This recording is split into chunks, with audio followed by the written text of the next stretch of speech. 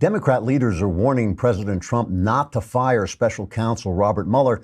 They say the move could spark a constitutional crisis, and Mueller should instead be allowed to overturn the results of a national election because of some meaningless payments to a porn star, thereby starting a second civil war over nothing. Senate Minority Leader Chuck Schumer is suggesting Congress pass a law to protect Mr. Mueller so that the Constitution would be protected by a completely unaccountable agent of Democrat vendetta who would remain in office forever, no matter what he did. The White House rejected the Democrats' suggestions and says President Trump will instead shoot himself in the foot while pounding his head against the wall until Mueller magically falls down and dies. In short, our government is in the very best of hands, and if you'll all just wait here, I'm going to Canada to get help. Trigger warning, Andrew Klavan, and this is The Andrew Klavan Show. I feel hunky-dunky, life is tickety-boo. Birds are winging, also singing hunky-dunky-doo. Ship-shape, tipsy-topsy, the world is zippity-zing. It's a wonderful day, hurrah, hooray! It makes me want to sing. Oh, hurrah, hooray! Oh, hooray, hurrah! All right, it is Mailbag Day. You know what that means? Your miserable existence is about to take a turn, possibly for the worse, but maybe for the better. You never know. You never know. I mean, look at where you are right now. Anything is worth trying, right? We will answer all your questions. We answered a lot of questions yesterday. The conversation, that was good. I thought that was a really good episode. I mean, really excellent questions, incredibly brilliant answers. Obviously, like the mailbag, guaranteed 100% correct. And always like talking to Alicia. You know, she usually won't sit that close to me because of the restraining order, but she has to for the conversation. So that was very pleasant. But I just want to point out that all these things depend on your subscriptions. If you subscribe, you can ask questions, solve all your problems. If not, if you don't want to part with that lousy $10, if you're gripping that lousy $10 or $100 for the whole year, you're not only not getting your leftist tears tumbler, but you are also wallowing in these terrible problems that I would solve for you like that for just a lousy $10.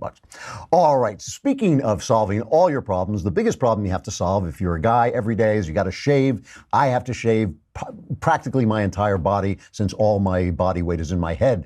And so I love Dollar Shave Club. I have subscribed to them for years before they became sponsors. What you do is you just sign up and they will send you. You pick the kind of razor you want. They'll send you razor, anything else you want that will, that you use in the bathroom. They can supply. It's just great. They have 3 different razors. One just has 2 blades like a normal razor. Then there's one with 4, and then the one I use, which is the Executive, which has 672 blades and takes an actual week to move over your head. You just start it, and then it just continues to shave you for a week. So it's really useful. DollarShave.com will deliver everything you need to look, feel, and smell your best. It's more than just razors. It's better than shopping in a store, because I know when you go to the store, you open that thing and the alarm goes off. Do you have this in your pharmacy? When I go to the pharmacy and open the razor blade thing, the alarm goes off. But this is everything. You can get Dr. Carver's shave butter, which is like shaving cream, except it doesn't foam up, so you can see what you're doing. And that is very useful to me, because otherwise I'd cut my ears off. Clean up your bathroom and your morning routine by joining Dollar Shave Club today. And it's just $5, and with free shipping, you'll get the 6-blade Executive razor plus trial sizes of shave butter, body cleanser, and One Wipe Charlie's. Then keep the blades coming for a few bucks more a month. Get yours at dollarshaveclub.com/Klavan. And if you're shaving with one of the normal blades, you're probably saying to yourself, ow, how do you spell Klavan? It's Klavan. That's dollarshaveclub.com/Klavan. $5 and get a full kit to get started. It really is a good club. I love it. So yesterday, so much news. I mean, so much news. We've got Paul Ryan. We've got this investigation into Michael Cohen. Got Syria. And then we've got Zuckerberg, which is one of the things I want to talk about today. Mark Zuckerberg up on the Hill testifying before Congress. And all of it, I just want to put all of it into context for a moment, okay? I've talked about this before, but I just want to put it all in one place. We keep hearing this idea of nationalism versus globalism. And what I keep saying is globalism is a false flag term. It's a false term because it's a global world. It is a global world. I mean, people can travel the world, very quickly. They can communicate across the entire globe in a split second. It's going to be a global world. We share ideas. We're all on each other's radar. We see each other. We see what's going on. I can, use a phone the size of a matchbox to talk to somebody in Mozambique right now. It's a global world. That is not the question. The question is whether we are independent actors in a global world and which ideas are going to matter and which ideas are going to colonize the world, and also who makes the decisions. That is the big one. Since progressivism got started, you can go back to Teddy Roosevelt or, Woodrow Wilson, but since progressivism got started, the idea has been that the notions of the founders were out of date. So, you go back to Wilson, you're talking about really the beginning of the 20th century, early days in the 20th century, and you had Wilson saying, what did he called our inalienable rights a lot of nonsense. He said the inalienable rights of man are mere sentiment and pleasing speculation put forward as fundamental principle. First college president to become president, which should tell you something about college presidents. And he said government should do whatever experience permits or the times demand, and the president is at liberty both in law and conscience to be as big a man as he can. There's a whole idea that people as wise as Woodrow Wilson, and people, by the way, on the left, they still idolize Wilson. He was a terrible president. He was a racist. He was a tyrant. And these are the things that he believed. He hated the Constitution. And the idea was, the guy's a college president. Are you, the people, going to tell a college president what to do in these complex times? And that was FDR's point, too. He would constantly say, well, the Constitution, it was written back in horse and buggy days. That was his phrase, back in horse and buggy days. And he would say, that a couple of people got together and for their time, they were doing the right thing and how wonderful. But now we're in this complicated age and we need the experts. Barack Obama, right in that, wheelhouse, basically saying, if I could lock what did he say once? He said something like, if I could solve all these problems without passing laws, I'd do it. The assumption being that he knew how to solve the problems. He and his experts knew how to solve the problems. It was just the Constitution slowing him down. That's the basic idea. And so when they talk about globalism, they're not really talking about globalism. They're talking about rule by the expert elite. And why would anybody want to get in the way of the expert elite? And the idea is, look how wonderful we've done. Look at all the machines you have. Look how healthy you are. Look how poverty has gone down. But of course, the idea that this was done by experts leading is not right. It's not accurate. After all, Barack Obama had all the experts in the world to help him. And, what happened? He set the Middle East on fire, right? He got out of Iraq, like the experts said, and Syria and Iraq went, ISIS went through there like a firestorm. He made these deals. Barack Obama was saying, I don't know, it was 2014. Syria has no chemical weapons anymore. Syria, we've done, look how well we've done. Syria has no chemical weapons anymore. Well, now we see that Syria does have chemical weapons. So the experts, not so much. The experts are wonderful. True experts are wonderful. But they need to convince us. We are the judges. We're the jury. We're the voters. They need to come to us and say, this is why you do what you do, and stop lying all the time and stop peddling hysteria like some of the climate change people do. I believe that climate change is a problem, things we have to address, but the hysteria is just to gain power for these elites. So in these last couple of days, we've seen really this move on the part of Mueller, and I said this yesterday, it may be that he has something on Michael Cohen, or it's not really Mueller now, it's been passed off to the Southern District in New York, but it's still the feds going after Michael Cohen, the president's personal attorney. And the word today is that they're going after payments to women that Trump slept with. And my question to these people is not like whether, obviously nobody's above the law, but my question to these people is, are you really going to tell us that you're going to overturn an election because Trump sleeps around? That's what you're telling us? Is that really what you're going to say? Are you really going to say to Kim Jong-un, the guy coming to speak with you and negotiate with you over nuclearizing your continent, is in trouble because he slept with someone? Is that really what you're going to tell us? Is it really true that you're going to throw this guy out? You're going to impeach him? when the right tried to do that to Clinton, the voters rightly rejected it. I said so at the time. I felt the same way at the time. I thought this is not, the voters elected Clinton. This is not how you tell him it's over unless he is committing high crimes and misdemeanors about governance. This is not what you do. And so, I'm really sorry to see Paul Ryan. Paul Ryan announced today that he's not going to run, obviously, Speaker of the House. And I know a lot of conservatives hate Paul Ryan. And I would add to this, I don't think Paul Ryan was a very good Speaker of the House, although he put forward his accomplishments today. Here's Ryan talking. Probably the two biggest achievements for me are first, the major reform of our tax code for the first time in 36 years, which has already been a huge success for this country. And that's something I've been working on in my entire adult life. Second, something that I got much, much more invested on since becoming Speaker is to rebuild our nation's military. And after tax reform addressing our military readiness crisis, that was a top priority that we got done last month as well. These I see as lasting victories that will make this country more prosperous and more secure for decades to come. There are so many other things that we have gotten done. And of course, I'm going to look back proudly on my days at the Budget Committee and the Ways and Means Committee. So here's the thing about Paul Ryan. Was he a great Speaker of the House? No, he wasn't. He was not a cat wrangler. He was not that guy. He was not the institutional man that he needed to be. And he talks about the things that he accomplished that he's happy about. But I know his chief concern was the overspending and the debt, of the government, and that what he really wanted was to reform our entitlement program. Entitlements are like regulations, like overregulation. Entitlements are the largest problem that nobody cares about. They are the biggest problem we have that people don't care about. Why don't they care about it? They don't want to lose their entitlements. They don't want the government to take their entitlements away. There's the old joke, tell the government to keep their hands off my Medicare, which they think the government should not be involved in their lives unless they're getting money, and then they want the money. Paul Ryan put forward an absolutely sane and sensible way to do this. Entitlement reform, by the way, is called the third rail of American politics, because if you step on it, you die, right?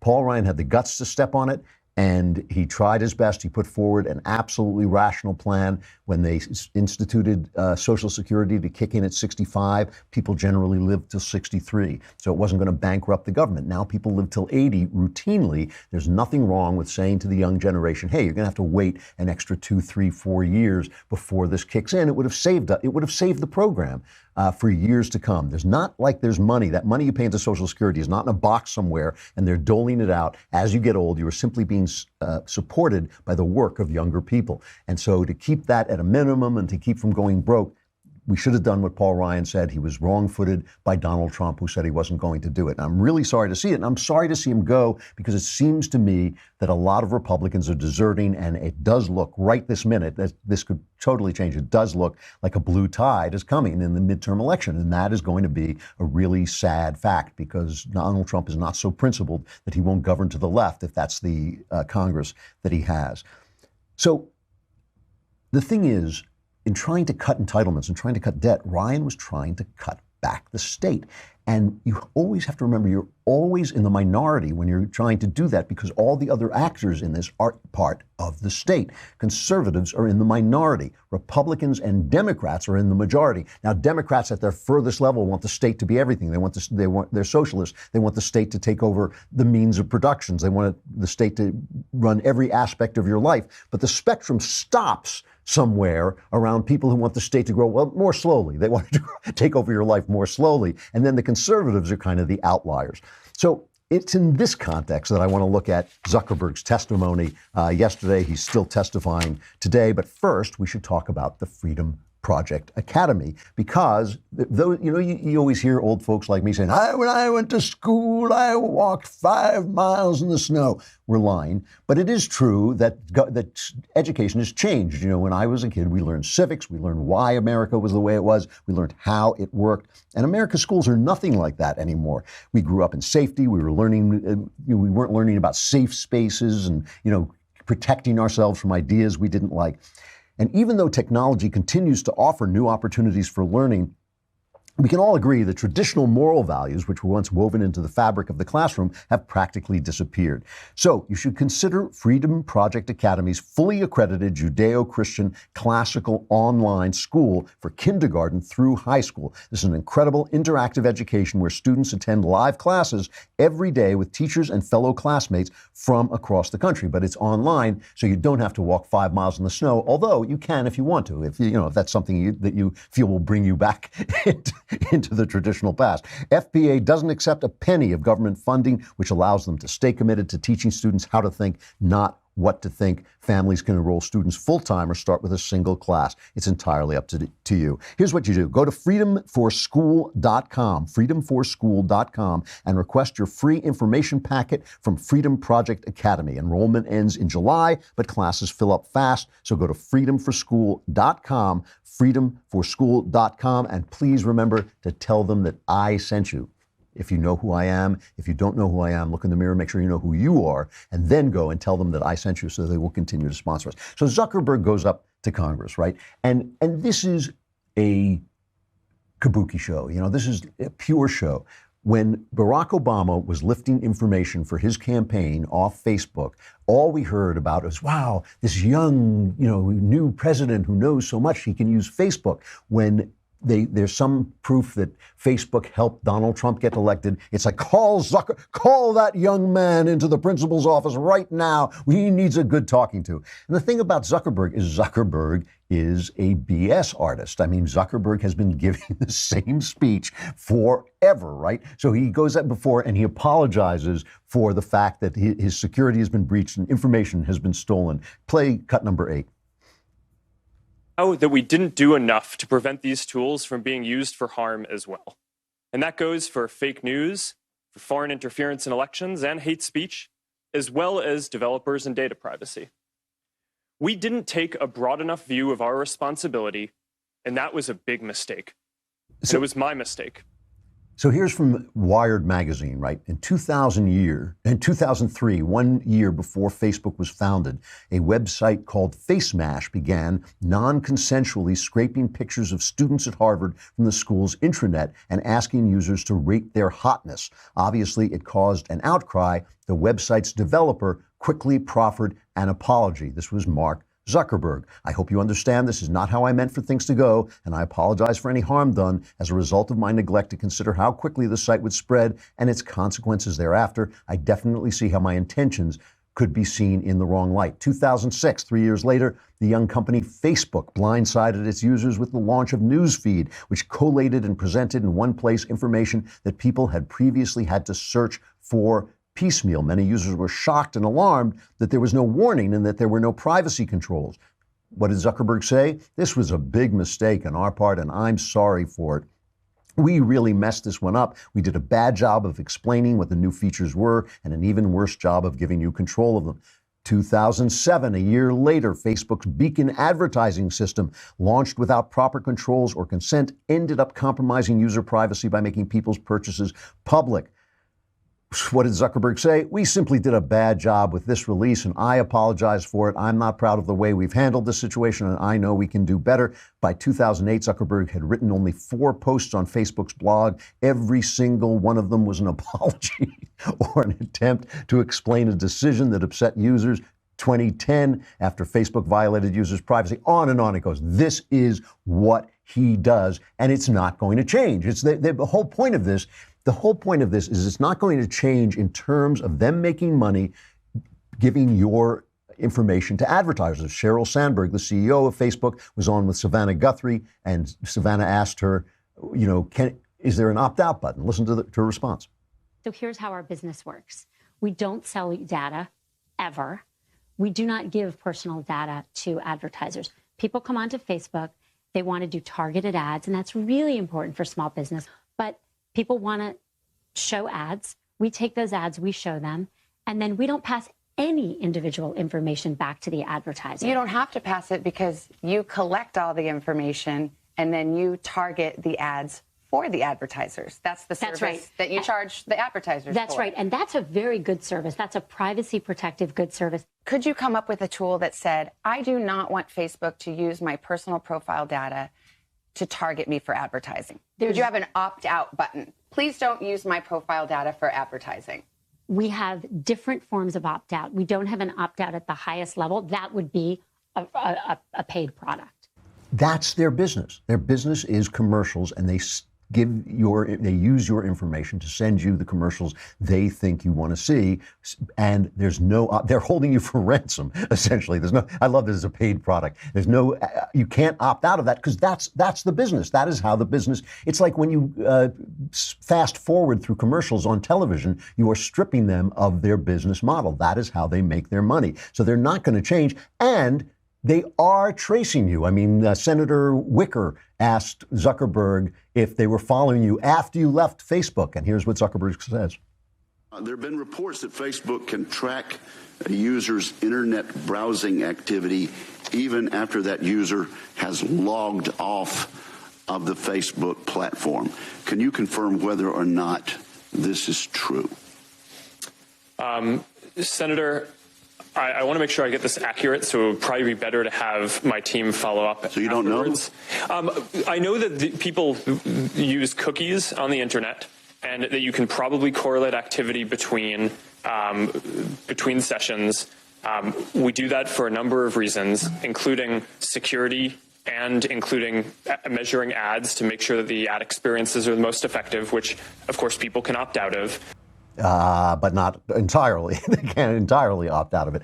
So I don't mean to crucify Zuckerberg. Everybody's picking on him because he's kind of weird looking, and he's obviously one of these, computer geniuses, and he's a little offbeat. But that's not the point. He shouldn't be there. The only reason he was called, there was because Donald Trump won the election, and the big state doesn't like it. When I say that, I don't mean that like in some kind of conspiracy. Every time you use the term deep state or big state, people picture those scenes in the movies where two guys in a trench coat sit on a bench in Washington and arrange an assassination. That's not what it is. It's bureaucrats who never get fired and look at the elected officials like a passing fad. What are they there for? And Trump has annoyed them, and Trump has cut some of their power, a lot of their power, really, when you talk about the regulations that he has cut back, and they don't like it. And all of this is about this, and it is about silencing a certain type of voice. Now, we call that voice conservative voices, but in this case, it really is the American voice. It's the voice that says,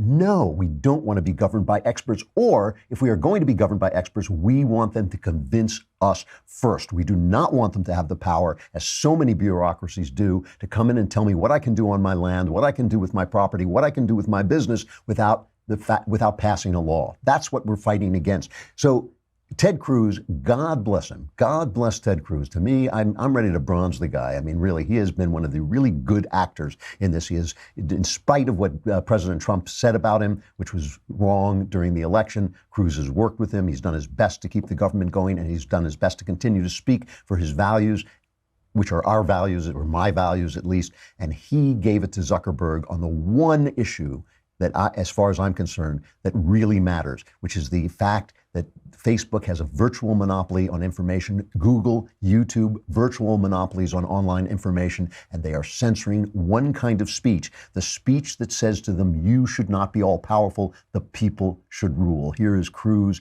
in one of his finest hours. Well, Mr. Zuckerberg, I will say there are a great many Americans who I think are deeply concerned that Facebook and other tech companies are engaged in a pervasive pattern of bias and political censorship. There have been numerous instances with Facebook. In May of 2016, Gizmodo reported that Facebook had purposely and routinely suppressed conservative stories from trending news, including stories about CPAC, including stories about Mitt Romney, including stories about the Lois Lerner IRS scandal, including stories about Glenn Beck. In addition to that, Facebook has initially shut down the Chick-fil-A Appreciation Day page, has blocked a post of a Fox News reporter, has blocked over 24 Catholic pages, and most recently blocked Trump supporters Diamond and Silk's page with 1.2 million Facebook followers after determining their content and brand were, quote, unsafe to the community. To a great many Americans, that appears to be a pervasive pattern of political bias. Do you agree with that assessment? Senator, let me say a few things about this. First, I understand where that concern is coming from because Facebook and the tech industry are located in Silicon Valley, which is an extremely left-leaning place. And this is actually a concern that I have and that I try to root out in the company, is making sure that we don't have any bias in the work that we do. And I think it is a fair concern that that people would at least wonder about. Let me ask this question. Are you aware of any ad or page that has been taken down from Planned Parenthood? Senator, I'm not, but let me just... How about MoveOn.org? Sorry? How about MoveOn.org? I'm not specifically aware of those. How about cases. any Democratic candidate for office? I'm not specifically aware. I mean, You know, I frequently wonder and rant about the fact that the right doesn't build its own media. The right doesn't. We sit around and we complain about Hollywood, but we don't build a studio. We sit around and we complain about the fact that Google is now unfairly ranking conservative content and unfairly fact-checking conservative content by liberal fact-checkers like Snopes and PolitiFact. We rail about the fact that Twitter is shadow banning, among others, Senator Cruz. We rail about the fact that Facebook is shutting people down. But we don't build Facebook. We don't build Twitter. We don't build Google. And therefore, our complaints kind of sound ridiculous. And I keep wondering, why not? Why not? I always, for years, I looked at Fox News and I thought, this thing is so successful. Why isn't there a conservative comedy channel? Why isn't there a conservative movie studio? If we know that this is an audience base, why don't we use it? It just occurred to me that the reason is the people who do this are the elites, and you're asking them, by supporting conservatives, you're asking them to give up power to the people. Virtually one man has done that in history, George Washington. Remember, the king said, George III said, if he does that, if he turns down the kingship, basically, he will be the greatest man on earth. And these people, when you ask them to stop silencing Glenn Beck, when you ask them to stop silencing Ben or me or any conservative voice, when you ask them to silence Planned Parenthood instead, or at least allow right-wingers the same freedom of speech that Planned Parenthood and Media Matters have, you're asking them to cede power. And people don't do it. And so the reason we don't build these things is because we're not the elites, we're the people. I mean, even the elites among us are the people. The elites among us are working for National Review. They're not billionaires building stuff. And so this is the problem. And the problem with these tech guys is they are completely untouchable in terms of high taxes and high crime. None of the wages of leftism are going to touch them. They're not the ones whose behavior is going to be constrained. It's some poor schmuck out in Indiana somewhere, wherever. What did Hillary Clinton call it? Indianapolis or something like that. It's those people who are going to get hurt by liberalism. They're untouchable. So why should they do it? And I think that the only way to get them to do it is to make sure we keep the blue wave back if we can, that we keep the people in government, they get the people into government who will support the people, because the elites, they're just never going to cede power. All right, we got the mailbag coming up, but we now have to cast you into the exterior darkness. If you're on Facebook or YouTube, come on over to thedailywire.com to listen to the rest. I know you can listen on YouTube, but the advantage of coming over to the Daily Wire is that you can subscribe while you're there, and then you can ask questions in the mailbag, and then your life won't be the way it is.